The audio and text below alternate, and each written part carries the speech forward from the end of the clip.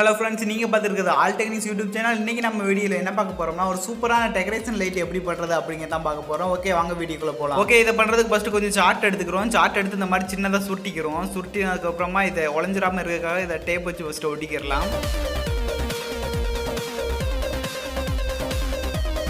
Okay, next ஒரு cardboard sheet எடுத்துக்கலாம். இந்த கார்ட்போர்ட் ஷீட்டில் நமக்கு தேவையான சைஸில் ஒரு ரவுண்டு வரைஞ்சிக்கலாம். அந்த ரவுண்ட் வரைஞ்சதுக்கப்புறமா அந்த ரவுண்ட் ஷேப்லேயே அதை கட் பண்ணி எடுத்துக்கலாம்.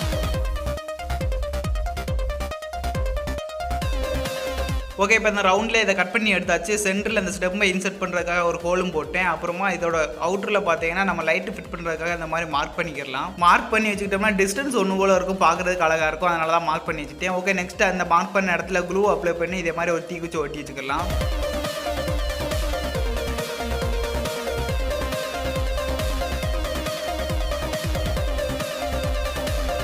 இதே மாதிரி மார்க் பண்ணி வச்ச எல்லா இடத்துலையுமே க்ளூ அப்ளை பண்ணி இந்த மாதிரி தீக்குச்சி ஒட்டிக்கிடலாம். இது அவ்வளோதான் முடிஞ்சு.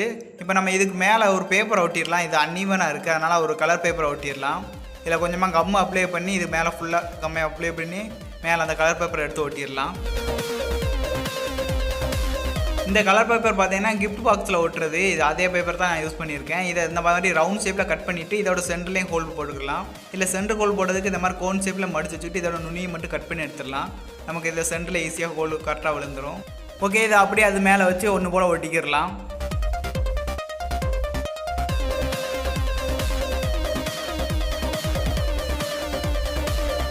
ஓகே, இது அவ்வளோதான் முடிஞ்சு. நம்ம இதே மாதிரி இன்னும் 2 பீஸ் ரெடி பண்ணணும். நான் ஆல்ரெடி பண்ணி வச்சுட்டேன். இதை அப்படியே எடுத்து ஒட்டிக்கிடலாம்.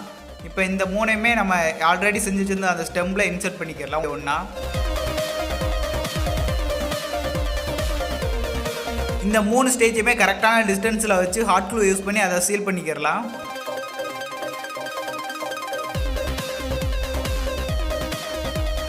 ஓகே, இதோட ஸ்ட்ரக்சர் ஃபுல்லாக முடிஞ்சு. இதை ஒன்று போல் ஒட்டியாச்சு. இதை பார்க்குறதுக்கு அழகாக இருக்குது, ஒன்று போல் நல்லா இருக்குது. இப்போ இதில் நம்ம பேஸை இதோட கனெக்ட் பண்ணிடலாம். இதோட பேஸுக்காக பார்த்தீங்கன்னா நான் அந்த ஒரு சின்ன பாக்ஸை தான் யூஸ் பண்ணியிருக்கேன். இதே நம்ம ஹாட் க்ளூ யூஸ் பண்ணி ஒட்டிக்கிடலாம்.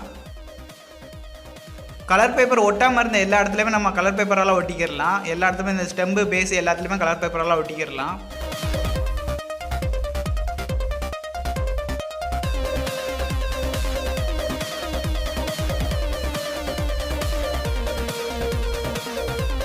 ஓகே, இது அவ்வளோதான் முடிஞ்சு. இப்போ நம்ம லைட்டை ஃபிட் பண்ணிடலாம். லைட்டு பார்த்தீங்கன்னா நான் நார்மலான டெக்கரேஷன் லைட்டை தான் எடுத்திருக்கேன். இது எல்லோ கலர் எடுத்திருக்கேன். இதை செக் பண்ணி காட்டுறேன். Yellow colour. இதை நம்ம அந்த ஒவ்வொரு தீக்குச்சிலையுமே ஒவ்வொரு லைட்டை ஃபிட் பண்ணிடலாம். ஃபிட் பண்ண பார்த்தீங்கன்னா டேப்பை யூஸ் பண்ணி தான் நான் ஒட்டிக்கிற போகிறேன். ஒவ்வொரு தீக்குச்சி மேலேயும் இந்த மாதிரி ஒவ்வொரு லைட்டை எடுத்து வச்சு டேப்பை வச்சு ஒட்டிக்கிடலாம். எல்லா லைட்ஸையும் ஃபிட் பண்ணதுக்கப்புறமா அந்த 3 ஸ்டேஜ்லையுமே இந்த மாதிரி எக்ஸ்ட்ரா வயர் இருக்கும். அதை நம்ம இந்த மாதிரி கலர் பேப்பர் சுற்றி விட்டுக்கிடலாம்.